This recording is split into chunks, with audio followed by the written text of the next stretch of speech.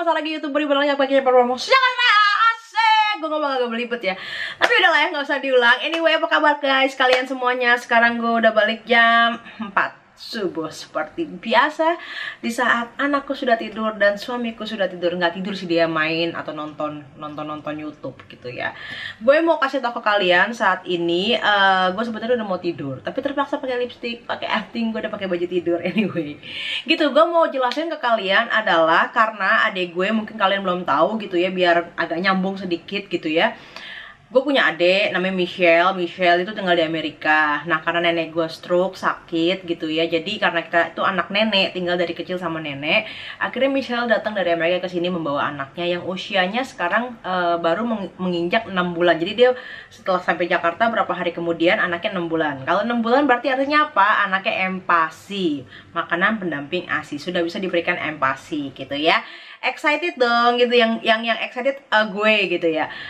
Jadi kalau anak gue tuh manggil Michelle Matik, adek gue Matik artinya mami cantik. Kalau misalnya anaknya Michelle manggil gue ya mami juga, walaupun anaknya Michelle manggil Michelle juga mami gitu. Kadang manggil gue ya Ami gitu, dia nggak bisa gitu, tapi gue yang ngomong sini sama mami, sini sama Ami, sini mami. Ami tuh karena waktu kecil kita nggak bisa ngomong mami, jadi ngomongnya Ami gitu. Jadi biar membedakan antara mami dan Ami gitu.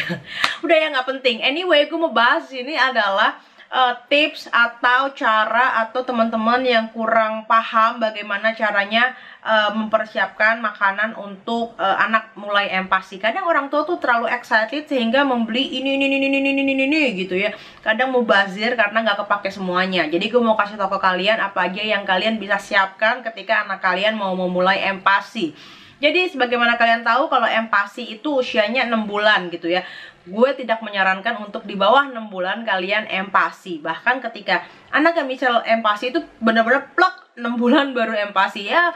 2-3 hari sebelumnya memang dikasih biskuit Milna atau Yummy Bites gitu ya, yang rice cracker segala macam, tapi memang nggak dimakan, cuman dipegang-pegang gitu doang. Dan ketika tanggal 13 kemarin ya, 13 September kemarin dia usianya 6 bulan persis, barulah kita bikin bubur bayi buat dia dan kita coba suapin ke dia gitu. Si Michelle juga excited, Kak, gue mau beli food processor, gue mau beli ini gitu, sebagai mama yang lebih senior daripada dia gitu ya, karena kan gue udah punya Kela gitu ya.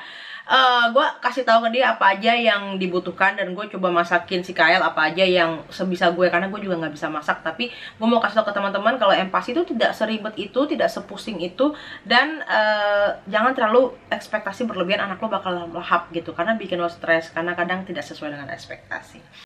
Nah, yang pertama yang kalian siapin adalah, misalnya lo tahu nggak sih dangdang yang buat masak Indomie gitu, yang kecil gitu, yang ada tangkainya.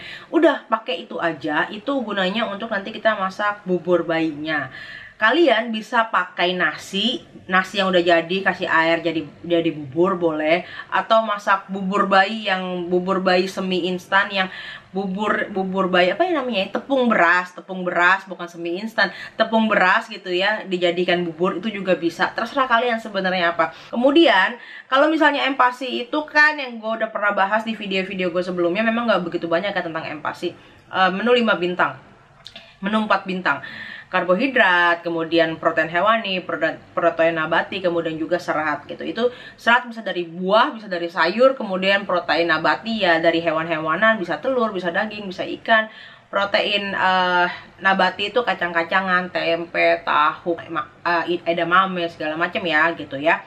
Kemudian karbohidrat ya bisa kentang, bisa beras, bisa roti, bisa segala macam, pokoknya yang berbau-bau karbohidrat. Anyway, ceritanya masak bubur gitu ya, masak bubur yang gampang buat bayi gitu. Pakai dangdang, pakai sutil terserah yang kalian punya. Kalau mau beli baru ya monggo, kalau enggak ya pakai yang ada. Kalau dangdang sih waktu itu gue memang beli khusus buat bikin masak empatinya si Kela gitu, pakai sutilnya. Kemudian yang berikutnya adalah ketika masak gimana nih caranya nih pakai dangdang. Misalnya kalau lu mau pakai tepung berasnya dimasukin gitu ya, kemudian juga airnya dimasukin gitu ya. Kemudian kalau udah mau menjelang matang, biasanya gue baru masukin kayak tahu. Kalau gue pakai tahu ya, gue masukin tahunya bagian dari protein nabati. Kemudian kalau gue mau pakai telur, kan biar nggak kelamaan, itu bisa terakhir masukin telurnya. Kecuali kalau kalian mau misalnya pakai daging, tapi karena untuk 6 bulan jangan gunakan daging sapi atau apa, karena seratnya terlalu berserat, itu kayak nggak enak lah ya, maksudnya buat di bayi pencernaannya terlalu berat. Menurut gue better pakai ikan, pakai telur, kemudian juga pakai, kalaupun mau pakai daging, pakai daging ayam. Menurut gue tuh untuk 6 bulan ya better pakai itu dulu. Nanti kalau udah makin gede bisa pakai sapi dan lain-lain, karena menurut gue sapi itu terlalu berserat, terus kayak ada teksturnya, ada gerenjel-gerenjelnya, walaupun kalian saring atau bagaimana nantinya gitu. Ataupun banyak yang ngeblender, gue sih nggak menyarankan di blender ya, kayak terlalu banyak proses gitu. Dan gue pernah juga collab sama ahli gizi, tidak disarankan karena terlalu banyak proses sehingga bisa mengurangi nutrisi di dalamnya. Jadi bener-bener kita cuman rebus, atau kalau kalian mau kukus juga lebih baik. Kalau misalnya kalian butuh panci kukusan, kalian sebenarnya bisa pakai rice cooker. Lo tau kan rice cooker itu rice cooker gue sekalian magic gear gitu, yang biasa banget, yang basic banget. Dalamnya lo isi air, terus atasnya lo kasih sayuran-sayuran atau ikan-ikanan segala macam, nanti bisa digabung gitu. Sebenarnya jadi lo pakai aja yang ada di rumah, nggak usah ribet dan nggak usah kebanyakan yang terlalu high tech gimana. Seirit mungkin, minimalis mungkin.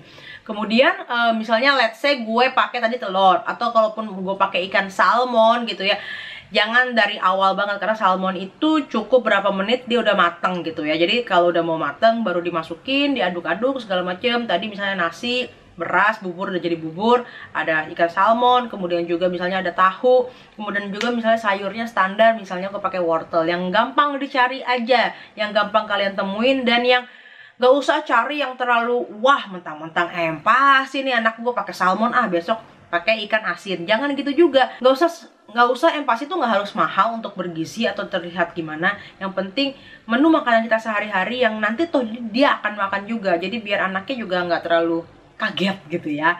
Kalau gue bisa pakai wortel. Memang kadang pakai brokoli, tapi lebih sering pakai wortel gitu ya. Karena gampang dicari, dan ya wortel tuh kalau udah lunak enak gitu. Jadi ngeblend sama buburnya.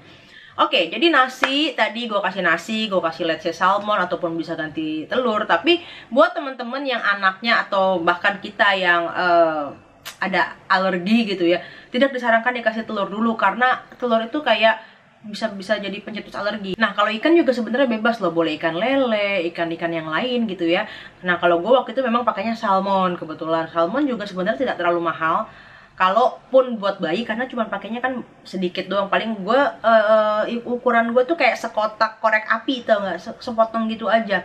Karena paling bayi itu paling masak cuman 3 sendok makan doang, jadi porsinya masih kecil, jadi nggak perlu yang segede-gede apa ikan salmon yang sekali masak. Nah, kemudian setelah ada tadi berasnya, buburnya, kalau udah mau mateng masukin salmonnya, masukin tahunya segala macam. Kalau wortelnya boleh dimasak dari jauh sebelumnya, karena wortel kan biar empuk gitu. Kalau sudah jadi bubur semuanya gitu, kalian boleh saring gitu. Jadi yang dibutuhkan selain panci adalah hanya saringan. Nah, udah disaring gitu ya, udah jadi bubur, udah disaring, barulah dikasih ke anaknya. Nah, dikasih anaknya butuh sendok. Nah, that's why lu butuh sendok bayi. Nah, ini gue rekomen lo cari yang agak mahal, tapi maksud gue agak mahal nggak harus yang mahal gitu ya. Mending brand-brand yang ternama, yang udah terkenal. Misalnya gue biasanya standar banget Pigeon juga nggak mahal banget kok. Satu set tuh berapa ya, 60.000 atau 50.000, itu udah sama piring, mangkok segala macem. Karena kalau kalian pakai peralatan makan yang terlalu murah, ada harganya 15.000 atau berapa, itu pinggirannya tuh tajam banget. Itu gue wanti-wanti banget, pinggirannya tajam, karena anak kalian tuh bisa kebelel, karena serem deh. Jangan pakai itu, mending pakai Pigeon, finishingnya tuh rapi, bersih gitu ya, enak gitu. Coba merek lain apa ya, soalnya gue nggak pakai merek lain sih. Ketika Kela 6 bulan tuh si Kela memang pakainya Pigeon, jadi gue nggak ada kepikiran yang lain-lain. Kalau sekarang memang kan si Kela udah gede, bisa pakai model stainless atau model apa banyak gitu, tum-tum atau segala macam, itu banyak. Atau Tommy TV, kalau nggak salah ada Tommy TV segala macam. Tapi pas pertama kali Kela itu set makanannya memang merek Pigeon gitu, karena paling gampang didapetin di toko bayi gitu ya, toko bayi, atau di online shop juga banyak. Jadi ya, gue hanya kasih tahu kalian hanya perlu dangdang, sutil, saringan, sama sendok bayi. Mangkok bayi sebenarnya juga nggak urgent banget, kalian bisa pakai mangkok yang ada di rumah, tapi ya biar kecil gitu kan, nggak mungkin pakai kobokan. Kobokan, jadi kalian pakai mangkok bayi. Nah, kalian beli 50.000 kalau nggak salah tuh ya, si Pigeon itu. Nggak usah juga beli ada namanya kayak food apa tuh ya, yang kecil satu set yang buat padat-padat, nggak kepake, serius deh, gak kepake. Udah mending beli saringan, itu tadi dangdang yang buat masak Indomie kayak gitu, sutil, terus juga sendok bayi. Udah sebasic itu aja. Dan kalaupun kalian mencari makanan yang tadi gue bilang, carilah segampang mungkin yang memang sehari-hari kalian makan, gak usah aneh-aneh. Juga jangan terlalu berharap pas percobaan pertama anak mau terus ngunyah telan, karena dia ini adalah pertama kali dalam hidupnya untuk makan, jadi belum tentu dia bisa nelen gitu. Jadi ketika si Kyle, si anaknya Michelle, kasih makanan, dia tuh kalau disembur karena dia belum ngerti kalau masuk makanan dia harus gitu terus nelen. Dia belum tahu sistemnya kayak gitu. Terus nanti percobaan keberapa baru ada beberapa yang ketelen, ada beberapa yang kemuntah gitu. Jadi is okay. Jadi untuk pertama kali memang dia proses belajar. Memang, tapi juga banyak teman-teman, anak-anak teman-teman yang lain yang begitu di hep langsung telan. Jago makan udah gitu ya. Udah jago makan. Nah, kalau si Kyle sama si Kayla memang kategori yang mereka masih belajar merasa, masih belajar tekstur gitu. Oh, ini ada makanan walaupun cair gitu ya, tapi kan dia lebih padat daripada susu yang tinggal glek gitu ya. Jadi masih belajar. Nggak usah shock, nggak usah pusing, is okay gitu ya. Kalau kalian juga pengen cobain empasi fortifikasi, empasi instan yang dijual di pasaran, itu boleh banget.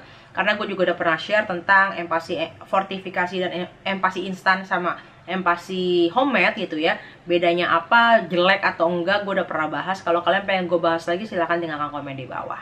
Oke guys, gitu dulu video daripada aku. Sekarang aku mau coba ngedit, terus bisa langsung publish ke kalian, terus aku coba.